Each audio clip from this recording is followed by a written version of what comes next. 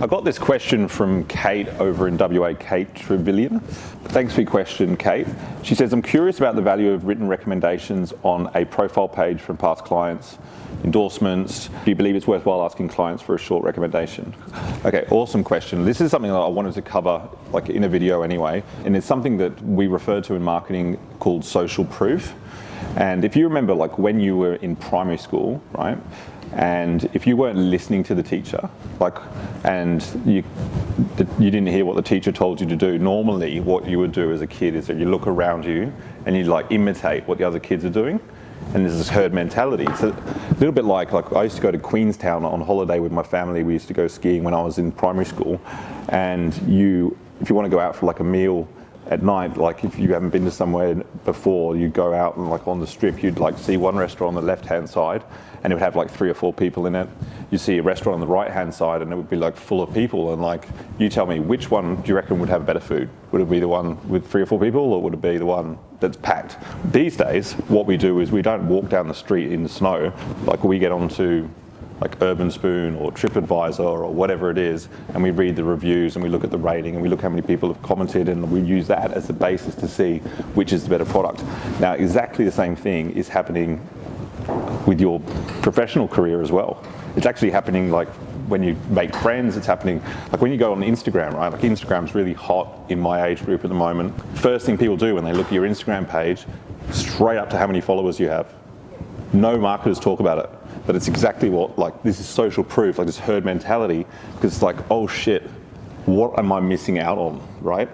Fear of missing out. Ever look at Apple, the way they market their product? Like as soon as the first volume of like Apple phones come out, they're sold out. Social proof is something that gives people trust. I think trust is the biggest area in online marketing. On like LinkedIn, for example, you can have recommendations and endorsements and all this stuff. You can't just like copy and paste some recommendation. You have to like actually go in there and submit it. All these people like logged in and submitted it on my profile, so it's authentic. Like this is a good example. If you're like considering being a lead generation client, so it says within 30 days of commencing my lead generation campaign, the Bibby Consulting team has optimized my profile and I'm consistently meeting with at least 2 potential clients every day. Bibby Consulting's approach is highly results focused, ideal for B2B markets where it's traditionally difficult to reach primary decision makers. This is the most effective lead generation system I've come across, and the team have been exceptional in their standard of customer service and professionalism.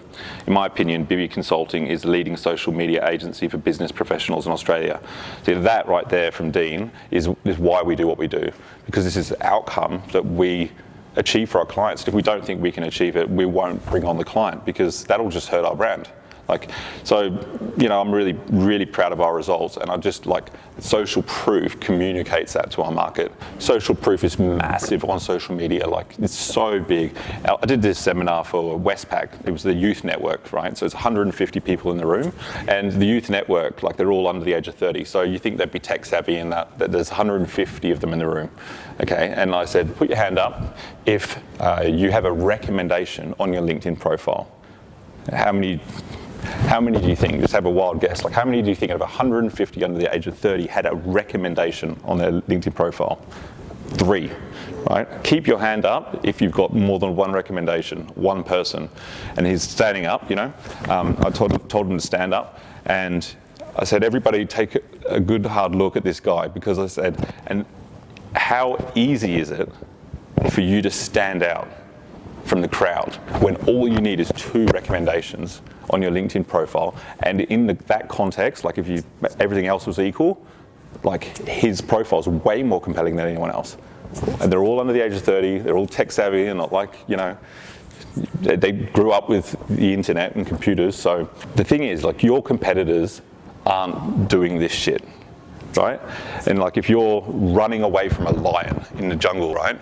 You don't need to like run faster than the lion. You just need to run faster than the guys running beside you, right? And it's the same with social media. Like, you gotta understand, your competitors are not doing this shit. So all you have to do is just stand out, be a bit better than them, and you'll nail it. You'll just kill it.